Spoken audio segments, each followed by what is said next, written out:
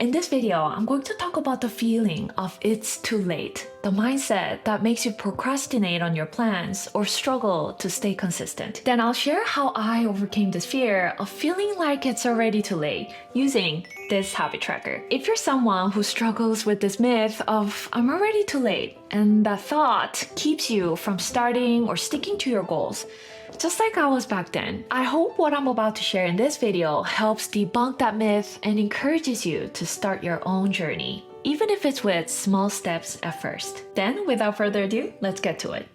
It's surprising how universal the feeling of it's too late is. Even younger generations, like teenagers, experience it. From the perspective of someone in their 30s, 40s, or older, it's absurd to think that they would regard themselves as too late. Those younger generations certainly have plenty of time ahead. But when I was a teenager, I was one of those who constantly felt like I was already behind. In high school, I was getting pretty good grades and keeping up with my schoolwork, but whenever I set goals to achieve something in my life, I felt like I was already too far behind and soon lost motivation to continue. As a result, I wasn't able to start my own journey to follow my passion. For instance, I love animation and I still enjoy watching it now. I remember wanting to be an animation illustrator back then, but I soon gave up. After seeing so many others who could already draw so well, I felt like it was too late for me to start. When we see many people who have reached certain milestones or achieved success, this thought creeps into our minds. If I start now, when will I ever catch up? There are already so many people doing it. How will I ever get there or anywhere? And this mindset is only growing in today's world. Among American high school students, national surveys from the Monitoring the Future study have found a growing belief that their plans won't work out. In recent years, more teenagers have reported feeling that they don't have a fair shot at achieving their goals. For example, 18-year-olds in 2022 had significantly lower expectations that their future work would be satisfying. Only 59% in 2022 compared to the 77% in 2013. So why do we feel this way? When we look back 10 years from now, 5 years, or even one, we realize that if we had started back then, we would have made progress toward our goal. Or at the very least, learned and improved so much from the journey. Then we recognize how much time we've wasted, yet we still find ourselves feeling this way again. This cycle seems to repeat endlessly. Now, let's consider the reasons behind this myth. I'm too late to start. I think there are two major factors, and let me explain them to help you debunk this myth. The first reason we feel this way is because of the comparison trap. In the book, The Anxious Generation, I came across some really interesting research. The author, Jonathan Haidt, examines the alarming rise in anxiety and mental health issues among adolescents, correlating the surge with the widespread adoption of smartphones and the internet. As people are constantly exposed to curated posts showcasing successful, picture-perfect lifestyles, they begin to lose touch with their own sense of self and personal journey. As a result, success starts to feel like nothing more than a linear race, measured by who is ahead and who is behind. And it's all too easy to find yourself falling behind. If you think about it, the idea of being late is almost entirely relative. We feel behind when we compare ourselves to those who have already found success at our age, in similar situations, or with the same level of experience. This might serve as competitive motivation to chase those ahead and surpass them, but this mindset will eventually drain you. Even if you manage to catch up with someone, you always find others who are still ahead of you. So, a better approach is to focus on your own journey by getting 1% better every day. There's a popular quote I love, often discussed by Professor Jordan Peterson in his podcast and his book, 12 Rules for Life, An Antidote to Chaos. It goes something like this. The only person you should compare yourself to is the person you were yesterday. It's not about who is better than you or who is doing more. It's about walking your own journey, which is unique and special, no matter how fast you go or how fast people say you should go.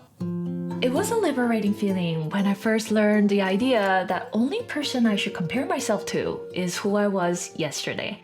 I have been living under the pressure of competition with my peers for as long as I could remember. Probably a bit of an Asian culture thing, I guess. It felt as if this realization gave me permission to explore my passions and carve out my own unique path. One tangible system that greatly helped me to manifest this principle was tracking my daily habits. Research shows that people who track their progress are 42% more likely to achieve their goals, and I guess I was one of them. I've been journaling for many years, ever since grade school, but not in the same way I do now.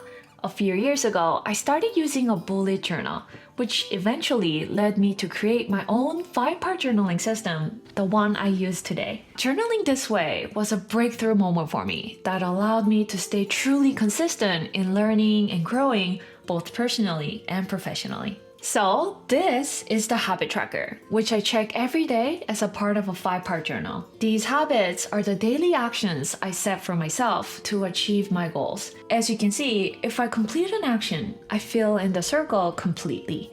If I only partially complete it, I fill in the half the circle. Sometimes I miss or skip a habit for a day or two, but by tracking it daily, I can see my overall progress at a glance. This helps me stay focused on my journey and its process, not just a static state as seen from the perspective of others. If you're in a situation where you can't find much time to work towards your goals, don't try to do too many things at once.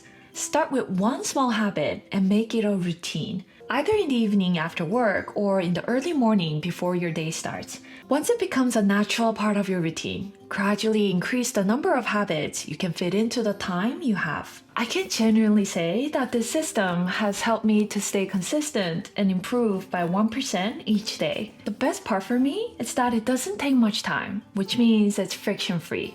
I found that if something requires too much initial effort or time at the start, I tend to struggle with doing it regularly.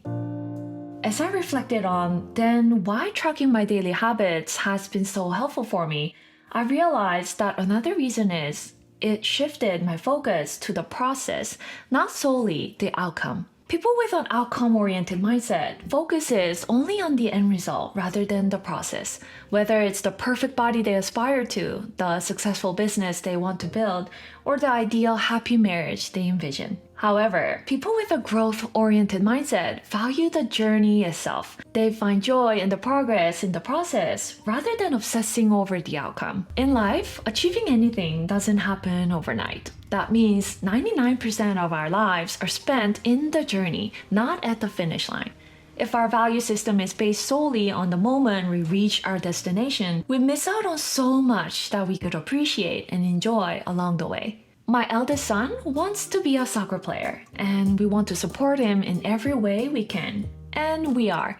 One time, my husband Brian and I were discussing how serious our son is about his soccer aspirations. And I asked Brian, do you think he has a real chance of becoming a professional player?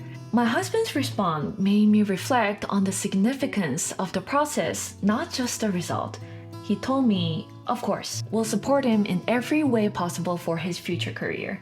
But whether he actually makes it or not, I guess I'm grateful that I get to spend more time with him together, talking about soccer, watching games, and even coaching him. Our son is almost a teenager now, becoming a bit independent and quieter, sometimes acting like he's already grown up and not spending as much time with us as he used to. But because of soccer, we still get to connect with him more often, especially father and son. And that in itself might be more valuable than the end result.